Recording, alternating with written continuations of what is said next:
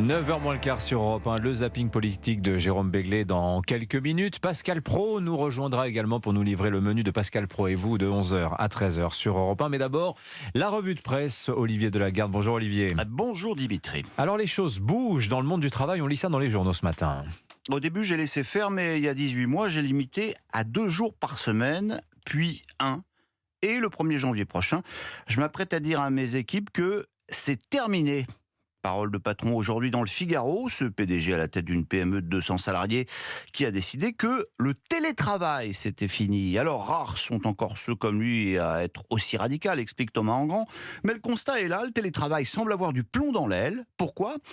Eh bien d'abord parce que pour un certain nombre de salariés c'est devenu une stratégie pour organiser sa vie personnelle et les dirigeants s'en rendent bien compte. Mais le télétravail a un impact négatif moins sur la productivité individuelle que collective, précise le vice-président de l'association des DRH. L'entreprise est un lieu où l'on réfléchit ensemble et donc il serait un gros frein à l'innovation.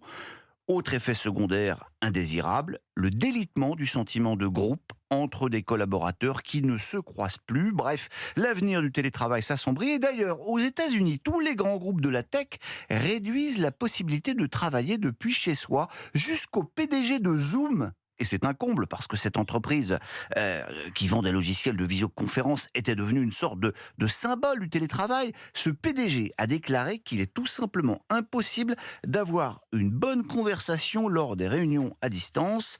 Conclusion à la une du Figaro sous la plume de Gaëtan de Capelle, le télétravail plébiscité par les jeunes ne disparaîtra pas, mais le fantasme du monde du travail à domicile, lui, a vécu. On enchaîne Olivier avec des polémiques qui commencent à enfler. Oui, et d'abord Emmanuel Macron qui ne sera pas en visioconférence le samedi 23 septembre prochain. Il sera bien présent à la messe célébrée par le pape François au stade Vélodrome, confirme La Croix. Et ça ne va pas manquer de faire réagir tous les bouffeurs de curés, si vous me passez l'expression, qui ne manquent pas dans notre beau pays. Ça a d'ailleurs commencé. Dans l'Obs, vous lirez aussi en marge de cette visite un long papier sur les relations compliquées entre François et la France. En fait, explique Mathieu Aron, Paris aurait préféré une visite d'État du pape en bonne et due forme, mais le Vatican n'en voulait pas. S'il se rend à Marseille, c'est uniquement dans le cadre des rencontres méditerranéennes et pour parler du drame des migrants. Après bien des allers-retours diplomatiques, un échange devrait finalement avoir lieu entre le pape et Macron au Palais du Pharaon. En revanche, précise La Croix, ce n'est pas le président, mais Elisabeth Borne qui accueillera François à sa descente d'avion. Du pape à Marseille, on passe à la fête de l'humanité. Oui, c'est le grand écart ce matin, avec là encore une polémique qui commence à monter depuis que certains ont découvert que le syndicat de la magistrature sera officiellement présent à la grand-messe communiste, si vous me permettez d'accoquiner ces deux termes. Alors vous lirez sur le sujet une tribune d'Hervé Lehmann dans le Figaro. Cet avocat, ancien magistrat, dénonce l'histoire d'un long compagnonnage et la réponse de l'humanité qui s'étrangle de rage ce matin, voyant des attaques tous azimuts de l'extrême droite.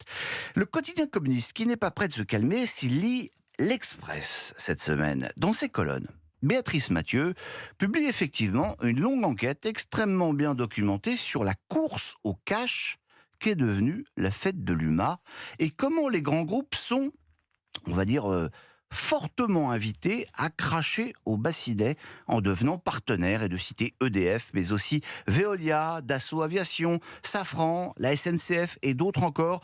Une forme d'impôt révolutionnaire, s'indigne un dirigeant qui n'a pas marché dans la combine. Le dire comme d'un autre grand groupe explique fataliste que ça permet de s'acheter de bonnes relations dans l'entreprise, notamment avec la CGT. Tiens, très intéressant. Pourtant, il y a des entreprises qui sont prêtes à payer sans qu'on les menace. Oui, mais c'est pas aussi simple, Dimitri. Patrick Pouyanné, le PDG de Total Energy, accorde une longue interview à l'équipe aujourd'hui. Interview où il revient sur sa politique de sponsoring dans le sport, où on apprend par exemple qu'il a acheté 15 000 billets pour ses salariés pour la Coupe du Monde de rugby. Sympa. Et puis, c'est l'occasion pour le journal de l'interroger sur le gros couac des JO de Paris 2024, quand Anne Hidalgo lui a finalement claqué la porte au nez pour défaut d'écologisme. On est venu nous chercher, raconte Pouyanné. Tony Estanguet, les pouvoirs publics m'avaient aussi demandé de regarder le dossier. Quand c'est passé de 80 à 120 millions d'euros, on a commencé à tousser. Mais les JO, c'est universel. Après, il y a eu un quiproquo, j'adore le terme de quiproquo, avec la mairie de Paris. Il y avait les élections municipales, elle avait besoin des écologistes, alors dépenser 120 millions pour s'entendre dire que c'était mal, gros point de suspension. On termine avec un autre patron de géant pétrolier. Bernard Lounet, le PDG de BP. Mardi dernier, il a annoncé sans explication qu'il démissionnait de ses fonctions. Coup de tonnerre dans le petit univers des grands patrons où personne n'a d'abord compris pourquoi, jusqu'au communiqué un peu sibyllin de l'entreprise, raconte Le Monde. En fait, le PDG aurait fauté avec quelques collaboratrices. Les leaders sont tenus d'agir comme des modèles, écrit le communiqué du groupe britannique.